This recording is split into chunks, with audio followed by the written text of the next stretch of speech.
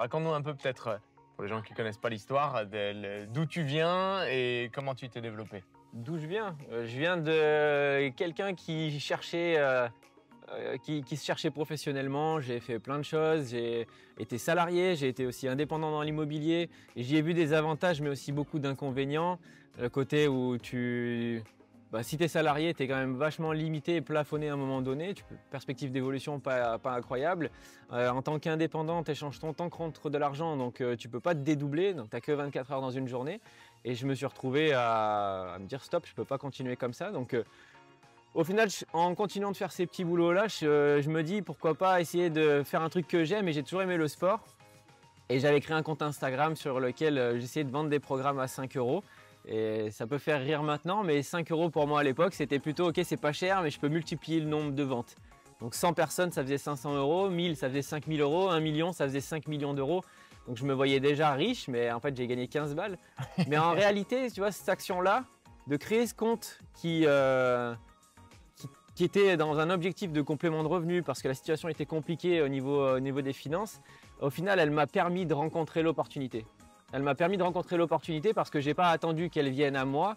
C'est en faisant des choses que l'opportunité s'est présentée, parce qu'en ajoutant plein de monde sur les réseaux sociaux, je t'ai ajouté et puis tu es rentré en conversation, tu as fait le travail que tu fais tous les jours et que tu continues de faire, et de poser les bonnes questions et de s'intéresser à ce que je faisais à ce moment-là, de comprendre rapidement que ça fonctionnait pas trop et que tu avais un meilleur véhicule. Et ce véhicule-là, entreprise en pleine croissance, parce que en de pleine 0 croissance. à 15 euros, c'est... On est quand même, c'était en pleine croissance, mais genre, le potentiel futur n'était pas encore très grand, mais du coup, ouais, et puis j'ai vu le véhicule sans trop le comprendre, mais en me disant, attends, ça fonctionne pour lui. Voilà, il a 2 bras, 2 jambes, 2 yeux, pourquoi pas moi, quoi? Pourquoi pas moi, pourquoi pas essayer, et qui tente rien n'a rien. Carrément. Et mine de rien aussi, je pense qu'un des trucs qui te définit, c'est un gars qui a compris le modèle de distribution qu'on a assez rapidement, et qui a compris que, comme tu le disais, quoi, tes revenus ou toute ta qualité de vie, elle n'allait pas dépendre du travail unique que toi tu fournissais, mais de la mise en place d'un réseau de distribution. Et ça, mine de rien, c'est vrai que toi tu l'as capté, mais évidemment les gens qui ne connaissent pas l'activité le captent pas forcément, mais tu as aussi beaucoup de gens qui font notre activité, mais qui ne comprennent pas dans la mesure maximale de ce que ça devrait être compris. Et je pense que tu le comprends pas tant que tu es trop centré sur toi, en fait. En te disant, c'est moi qui dois faire, c'est moi qui dois développer mon activité, c'est moi qui dois, c'est moi. Et le problème, c'est une opportunité où c'est pas que à propos de toi. Et quand tu te dis, ok, certes, ça va m'aider moi, mais c'est à propos des gens autour de toi, et tu peux proposer l'opportunité à plus de monde et en profiter autant que eux peuvent en profiter. Donc ouais, c'est un truc que j'ai très vite capté. Et il y a des gens qui vont dire, mais ce modèle-là ne me convient pas pour X raisons, c'est juste qu'ils sont trop centrés sur eux-mêmes, et qu'en fait c'est un modèle qui convient à tout le monde et qui permet d'avoir beaucoup plus d'impact sur les gens autour de nous que si tu étais juste toi tout seul, quoi. On le voit avec des gens dans l'équipe qui vont avoir principalement une clientèle, des clients privilégiés, peu de distributeurs vraiment actifs, parce qu'ils sont centrés sur ce qu'ils font eux et pas sur ce que font les gens. Pas sur ce que font leurs clients ou ce que font leurs distributeurs ou le potentiel qu'ils vont pouvoir avoir, et du coup au final tu t'es concentré sur toi et tu peux pas avoir d'expansion. Et en parlant de ça, tu parles d'équipe, tu parles de gens de ton équipe.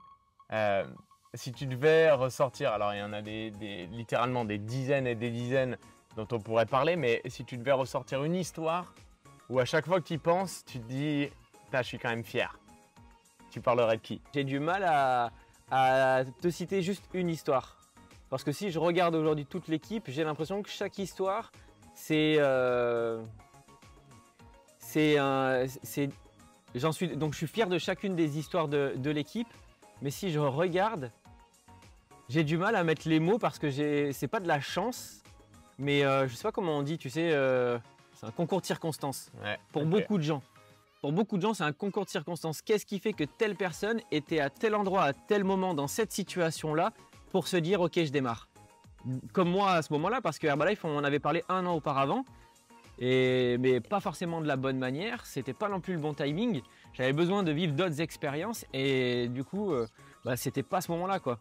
Et pour certains, qu'est-ce qui fait que tu rencontres une personne dans un supermarché tel jour, telle heure précisément, qui vient au fit et qui démarre l'activité ensuite? Qu'est-ce qui fait que tu postes un résultat sur les réseaux sociaux et que tu as telle personne qui dit bah, pourquoi pas moi et qui se retrouve aussi à rejoindre l'équipe? Pour moi, c'est un gros concours de circonstances, mais ça ne peut pas arriver si tu fais rien. Donc je pense que je n'aurai pas d'histoire précise parce que pour moi, elles sont toutes belles, mais je le vois ça comme un gros concours de circonstances mais et quand même Provoqué quand même. provoqué, voilà, Ouais, c'est le ouais. mot que je cherchais, qui est quand même provoqué.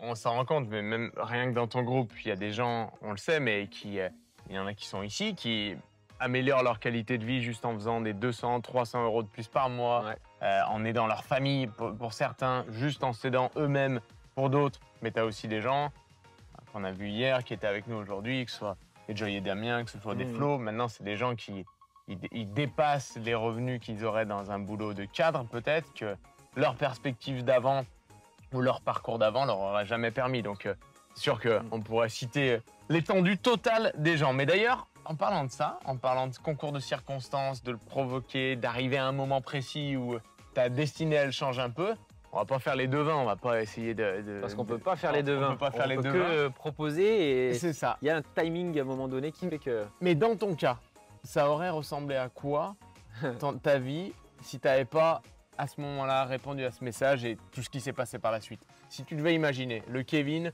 1.0 qui aurait continué sur cette voie. Le Kevin 1.0, déjà il était très solitaire, pas très heureux dans sa vie. Alors j'ai toujours eu quand même cette ambition d'aller chercher des opportunités. Je ne me serais pas forcément enterré, même si j'étais bien parti. mais je pense que j'aurais quand même toujours été focalisé sur chercher des solutions. J'aurais probablement pas trouvé le véhicule, ou peut-être que si, je l'aurais trouvé plus tard, le véhicule Herbalife. Mais si je ne l'avais pas trouvé, je pense que je serais toujours quand même un peu la version d'avant, pas du tout la version de maintenant, qui est beaucoup plus heureux, qui a un meilleur relationnel. Et tout à l'heure, dans les questions que tu m'as posées, c'était aussi quelle chose tu as le plus développé dans ton activité. Et je pense le trait de ta personnalité. Voilà, le trait de ma personnalité que j'ai le plus développé, je pense que c'est ce côté relationnel. Et le Kevin 1.0 aurait toujours été très solitaire. Peut-être que j'aurais pu monter un business centré sur moi et qui aurait tourné autour de moi et gagner bien ma vie, peut-être oui, peut-être non, mais j'aurais pas tout ce que j'ai tout ce que j'ai aujourd'hui. Et j'aime bien dire, c'est que dans Herbalife, tu as une année d'Herbalife, c'est l'équivalent de 10 années dans le traditionnel. Parce que tu rencontres tellement de gens, tu vis tellement d'expériences que tu grandis x 10 chaque année. Et ça, franchement, je pense que je l'aurais trouvé nulle part. Bon. Ouais. La combinaison de tout. Parce que bien sûr qu'il y a des milliers de personnes. Regarde le mec qui a cet hôtel-là, en termes de Fafio, en termes d'argent, Fafio, il est un mot certainement beaucoup plus. C'est un mot de. En puits. Voilà. Certains auraient dit Grenoble, mais c'est une erreur. Mais c'est un mec qui on le connaît pas, on n'a aucune idée. Mais il y a mille et une opportunités pour gagner 10 fois mieux sa vie, même que ce qu'on fait. Mais c'est plusieurs millions d'avoir un camping comme ça. Déjà. Mais rares sont celles qui te permettent de tout avoir aussi. Et d'un côté, de développer ta personnalité. En même temps, de garder un physique, une santé en forme, de créer des relations. C'est unique. C'est unique. Et pour conclure, on va dire, cette petite discussion qui m'a bien plu, allez, tu sais quoi, j'en fais deux en une. Numéro 1, l'expérience que tu as vécue qui t'a le plus marqué et que tu n'aurais pas vécu si tu n'avais pas démarré. Et donc ça, c'est à toi, tu as le champ libre. Et la deuxième, c'est ton ambition pour le futur. Ok. Expérience qui m'a le plus marqué. Beaucoup m'ont marqué à plusieurs niveaux parce que avant Herbalife, j'avais pas fait grand chose, pas beaucoup de voyages, pas beaucoup d'expériences. Donc chaque expérience que je vis me marque à chaque fois. Et je dirais que une qui m'aurait le plus marqué, c'est des retraites qu'on a pu faire d'équipe, notamment Singapour, où c'était juste incroyable tout ce qu'on a pu faire ensemble. Au-delà de l'événement qu'il y avait aussi, l'extravaganza à Singapour, le fait d'avoir… Herbalife avait privatisé Universal Studios à Singapour. On est allé, j'ai beaucoup le ressenti, mais pas forcément les détails. Et un des meilleurs moments dans Herbalife à ce moment-là, c'est cette retraite-là. Et je pense que du coup, chaque retraite qu'on peut faire avec l'équipe, et comme là aujourd'hui avec l'équipe, nous marque. Et celle-là, c'était celle qui m'a le plus marqué. Ouais. Trop bien, trop Ouais. bien.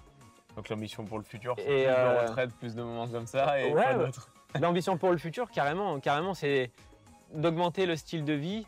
Et un truc que je dis souvent, c'est que, ok, on a une opportunité qui nous permet de bien gagner notre vie, très bien gagner notre vie, avec un style de vie surtout. Et avoir de l'argent pour le laisser poser sur le compte, c'est pas ça qu'on recherche. C'est avoir, ok, des finances, avoir de l'argent, mais pour vivre des expériences. Et ce qui nourrit l'être humain, c'est les expériences. Aujourd'hui, cet événement-là, c'est un événement d'équipe où on a fait de la formation, on a passé du temps ensemble, mais c'est une expérience. C'est l'expérience next level de ce week-end. Et je pense que chaque retraite, chaque moment comme ça, sont des expériences. Et je dirais que le plan pour le futur, c'est certes d'aller chercher le President's Team et plus, pour moi, pour ma part, et pour l'équipe, parce que ça voudra dire que d'autres personnes sont en réussite aussi. Mais c'est clairement d'avoir encore plus de moments comme cela avec l'équipe, où on peut passer du bon temps, on peut échanger, et les discussions, elles servent à quelque chose. Jim Rohn, il disait, la vie, c'est pas le temps qui passe, c'est la qualité et la fréquence des expériences que tu vis. Kev, en avant pour les prochaines expériences. Allez, On a raté quand on même. l'a raté complètement, mais on peut la refaire. On l'a refait. Allez. Voilà.